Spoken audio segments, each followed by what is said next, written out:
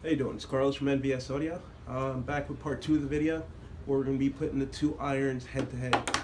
So this is the M12 Milwaukee iron and this is the standard Aussie iron. We're going to go ahead and turn them both on at the same time to see which one allows you to solder first. So we're going to click this one on. I'm going to hold down the button on this one. I can tell you right now the Aussie iron heats up a lot faster and you're ready to solder in 1/3 the time. That one's ready to solder. This one still is not. I did this test several times and this one's about 4 seconds. This one's about 10-12 seconds. There we go, the Milwaukee's ready to solder too.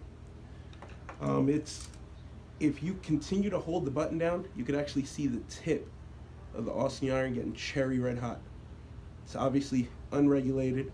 It's got a bigger battery, so if you hold that button down, you can actually hold it down until you destroy that tip. That's why they have a momentary button. I'm assuming that either the battery's too small or it's regulated. I'm thinking it's regulated because the tip of the Milwaukee never gets cherry red hot, which is a good thing, keeps you from destroying the tip, but it also never achieves the soldering temperature that the Aussie iron achieves. I give it a point for the latching because you're able to work with both hands.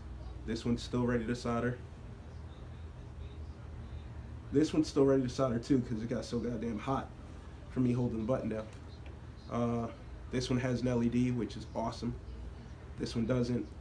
This one's made of all aluminum, so it's obviously more rugged. We've dropped this off the bench a few times. This one's all plastic. I guarantee you, you drop this really hard or run it over the car, it's done. This one, 90% chance it's gonna survive. Aussie iron's shorter, which is better for working under the dashboard, but the Milwaukee has a replaceable battery pack, so if you have a bunch of M12 tools already, if this one goes dead and it's the only one that you have, it's going to be an hour before you're soldering again. With this one, as long as you have more battery packs, there is no downtime. I guess you can use this one as a flashlight and point it wherever you're working. I guess that's a plus. Basically going to come down to cost. They're both really awesome irons.